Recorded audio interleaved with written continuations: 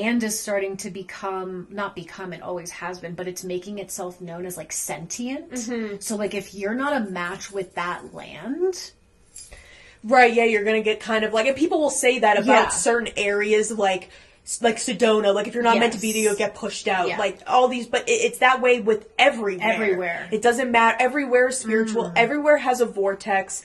And I agree. I'm sure there's handfuls of people that get called to these places. Mm-hmm. Hawaii, the Caribbean, Bali, like whatever. And it always is like the elites, the uber wealthy that start to take things into, and that's what pisses everybody off, is like Zuckerberg buying 200 plus acres of this sacred land. Same thing with Oprah, and it's like, you guys ruin it. Yeah. Like, maybe the locals would be more accepting if people were like, I really feel called to this land, but when they see all these rich assholes, and the same thing's happening in Bali, they're just building resorts.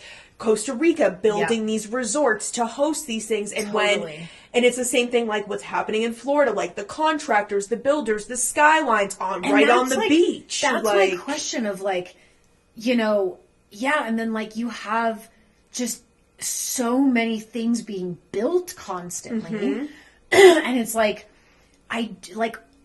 do we have too many people, or like what's the deal? Like, or I think that this will be the end of like people owning land, because I think that that's also the issue. If like, take Florida for instance, like super overpopulated, right? So people who are called to Florida or want to visit Florida, well, now there's not enough space for those people because too many people own their land and their houses. So now you have to build more hotels, more Airbnbs, more this, where if I mean, my vision of the future is like nobody owns anything, but you stay as long as you're called to stay. Right. It would be more nomadic. More nomadic, yeah. And it would give more freedom, and we wouldn't need as many housings and buildings and right. I feel like that's programmed. You know, they put us in that of like, you stay somewhere, you live there. That's been like the generational thing to do. Yeah. So it's like we're programmed to do that. Just like, you know, the programming of,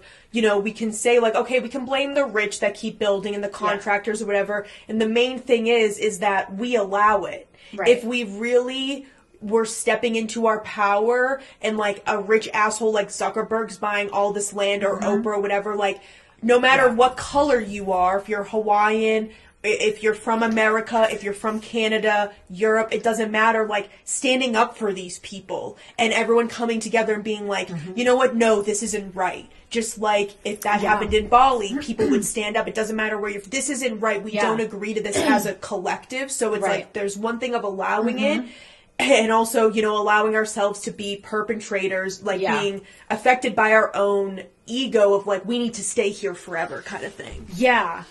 Because not enough people are getting the pings. Right. They're missing the pings. Because not enough people are doing it.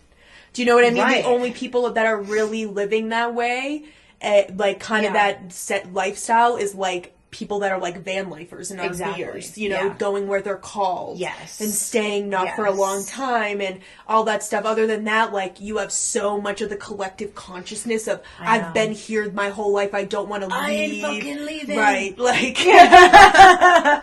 we got too many Leonardo DiCaprios. Yeah, no, that's really what I'm feeling deeply, is that, like, all the events that are about to unfold are simply a product of the stubbornness of the ego. Mm-hmm. That's it. So, like, we have said, you can quote us back from, like, 6 years ago, if you could ever find those videos, which you probably can't now. But, probably not. But you could quote us where we said, what's going to happen is if not enough people, like, get it, then what's going to happen is at the 11th hour, it is going to be the fucking apocalypse.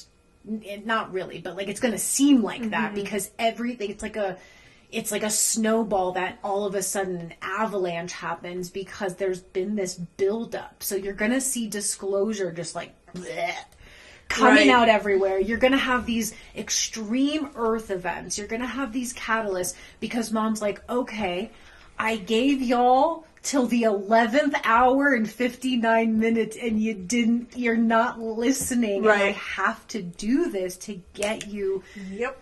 to move, to awaken, to like whatever it is. So, I mean, and I guess that's just the way the cookie crumbles. I know. I mean, the hardest thing is like it's tough to watch like people lose everything. You know, especially in poverty areas like the Appalachians. Like it's not like exciting to watch people lose everything that they've built, what they think their life is, like up until that point, struggled with poverty, can't make ends meet. Like none of that it's not a good thing. But the hardest thing, like that no matter where you're at consciously, is like those are all just things. Yeah. And the most important thing to realize is like, the thing that makes any area, besides the landscape, is the people. Right. You know, when people go to Hawaii, and it's like, if you really understand Hawaii, it's the people that make, you know, are the aloha spirit that everyone goes there looking for. It's like, it's the locals. If you go to Asheville, it's the locals. It's the places, it's the stores, it's the things that you can do. It's that kind of energy. We do contribute to nature in that way. And I feel like, you know,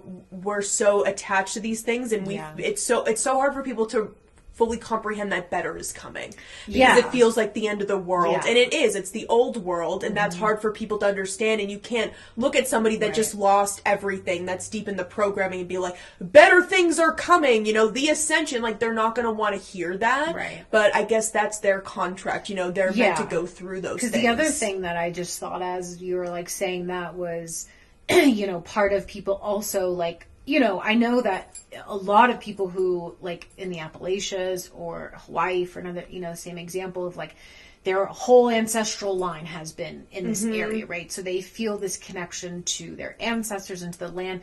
But at the same time, to break ancestral programming and ancestral karma, you have to go beyond that. Right. So there's almost like this clinging of like, well, my ancestors have been here. It's like, but the whole point is we need to end these ancestral karmic lineages. And we can't do that if we are quite literally clinging to the land because our ancestors live there. Like that's only going to keep us in the same programming, the same experiences, the same looping. Like, it's not that you can't respect it and love it and feel a connection to it, but I think that's also interesting of just like people who have stayed in the same, you know, their whole bloodline is in the same place. Yeah. Same. And they're meant to leave, you know, to kind of expand that. And it's just like,